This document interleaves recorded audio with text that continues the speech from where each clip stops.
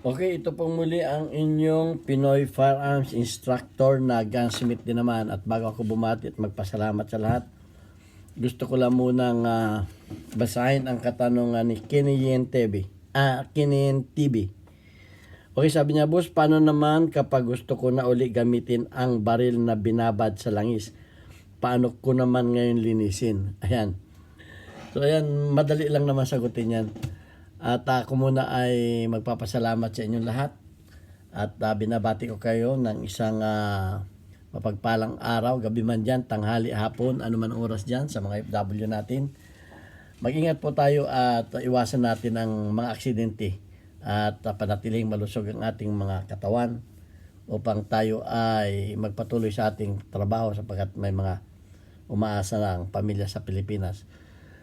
Ayan, at gusto ko rin lang munang magpasalamat sa ating 36,800 na mga subscribers at lalo tigit to sa mga hindi nag-skip ng ads sapagkat kayo nakakatulong sa ating 6 na estudyante na anak ng mga single parent. Tayo po ay may 6 na estudyante na pinapag-aral dahil yung ating kinikita sa YouTube ay tinutulong natin sa kanila, kaya malaking tulong po ang hindi ninyo pag-skip ng ads. Dahil okay naman yung aking kinikita dito sa ating kumpanya sa Mayadin Shooting Range. Tayo po ay 20 years na nagtatrabaho dito. At ngayon kasalukuyan nga ay isa na tayong consultant. Yan. At pasasalamatan ko lamang yung ating mga sponsor. Ayan, si Alfredo Isidro. Thank you very much. Nakarating na-receive na yung iyong last na ipinadala at salamat at ikaw ay patuloy na tumutulong sa ating mga estudyante. Ganyan din sa iba pa nating mga sponsor kay Architect Arnel Salvador. Okay, si Alfredo Ordosipay po ay taga Las Piñas. Thank you very much again. At si Arnel Salvador naman ay kaibigan kong architect dito sa Kuwait. Ganyan din kay Jubel Platon, kay Boy Umay ng Riyadh, Saudi Arabia. At kay Umbit ng Kia Motors dito sa Kuwait. At kay Anthony Evangelista ng Pasay. At merong isang ayaw magpakilala, tawagin na lang natin sa pangalang Adrian. Ayan, kaya nga po meron tayo ditong GCash number sa ating likuran. Diyan po ninyo ipadala sapagkat yan po ay aking anak na siya kong tresurera.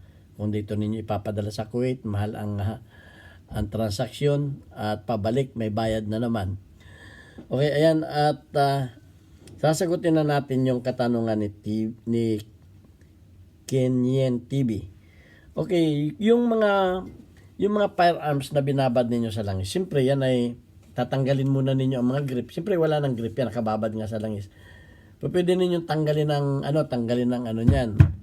Siyempre tatanggalin na yung slide niyan. Meron tayo ditong mga komersyal na mabibili ito.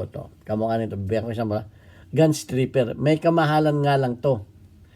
Gun stripper. Ito yung mga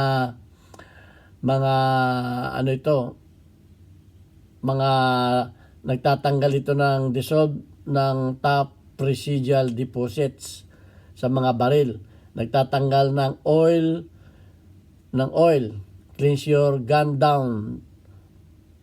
Bare to metal. Okay. So ito yung mga commercial, medyo may kamahalan nito. Oh, shout out sa ating mekaniko. Ito yung mga ginagamit naman ng mekaniko na pantanggal ng mga sa makina naman ito ginagamit. Pwede rin ito, harmless ito sa mga baril. Ito yung mga tinatawag natin na engine degreaser. Okay? Yung mga makina ginagamit ito pag yung makina ninyo ay may mga langis-langis na ng mga tagas-tagas na kinakapitan ng dumi ito. Pwede rin ito. Engine degreaser. Kahit anong klase na degreaser, pwede. Ayan mga degreaser. Basta degreaser, pwede yan. Pwede rin itong carburetor, conditioner, and tune-up. Pwede rin ito kasi tinutunaw nito yung mga langis. Okay, alam na alam nito ni Chinchin. Shout out sa ating lady mechanic, Chinchin Gutierrez. Ito, alam na alam nila ito. Kaya nga yung mekaniko at saka yung gunsmith, magkaibigan yan. Okay. Okay, ito ay may ito, liquid and vapor content under pressure. O so, isprayan lang ninyong ganyan, matatanggal na yon. Eh di siyempre yung paglilinis, samahan na ninyo ng brush. Yung mga toothbrush ninyo na ginagamit niyo sa ngipin yan. Double purpose. Ito, gamitan ninyo yan. Hindi ko napapakita sa inyo yung mga pagbabaklas dahil nasa YouTube chat tayo, medyo mahigpit ang YouTube. Pero may mga videos din ako niyan. Panoorin na lang ninyo yung mga videos kung paano maglinis. Panoorin ninyo, gano'n na lamang. Ang tinatanong naman lang dito yung kung ano ang inyong mga gagamitin na mga pantanggal ng mga langis. Yun lang importante. Pero panoorin ninyo kung paano maglinis, paano magbaklas. Hindi ko na papakita sa inyo dahil alam na ninyo yan. Okay, gamitan ninyo yung barrel nito. Nylon brush. Okay? Pwede rin ito sa ngipin nyo. Ito lang yung mga inulit ko merong gun stripper. Gun stripper. Pwede yan. Itong mga degreaser, basta degreaser, pwede yan. Itong carburetor cleaner, pwede rin yan. So, linisan ninyo. Paano kung wala, ang tanong, sir, wala kaming mabilhan yun, nasa bukid kami. Bumili ka ng gas. Yung kerosene gas, pwede rin ang gasolina. Ingat lang kayo, flammable masyado yan. Pwede rin ang gasolina. Pangtanggal din yun ng mga langis na heavy oil. Ayan. Kung wala, pwede rin ang thinner. Yan ang mga gamit ninyo. Madali naman, very basic naman yung maglinis. Brush-brushin lang ninyo yan. Sausaw ninyo, brush ninyo ganyan. Siyempre, gamit kayo ng gloves para maka-allergy kayo sa mga chemical. Gagamit kayo niyan. So, ayan lang ang mga basic na pwede nyong pwede ang gasolina, pwede rin ang diesel. Pwede rin. At yung paglilinis na ay nasa mga videos ko na yan. Doon na lang ninyo hanapin yung mga videos. Basta ito lang yung mga gagamitin ninyo.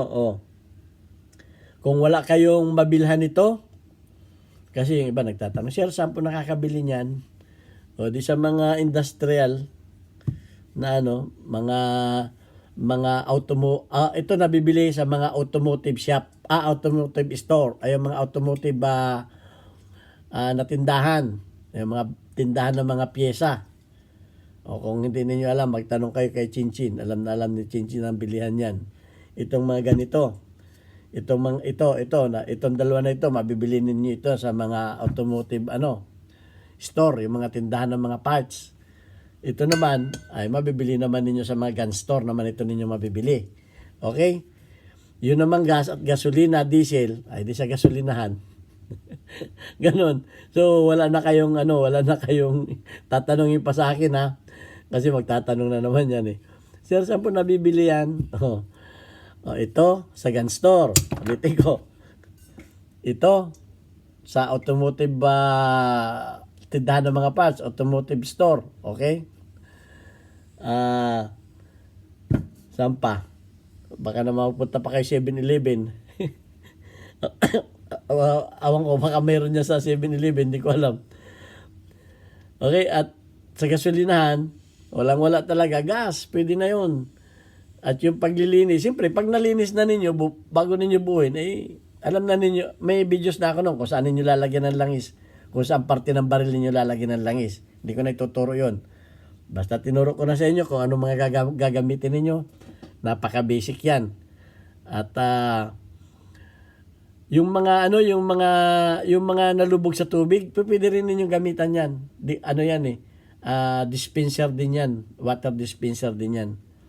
Okay, yung mga nalubog sa tubig. May nagtanong din kasi sa akin, sir, paano gagawin doon sa mga baril na nalubog sa tubig? Kasi uso ngayon ng baha.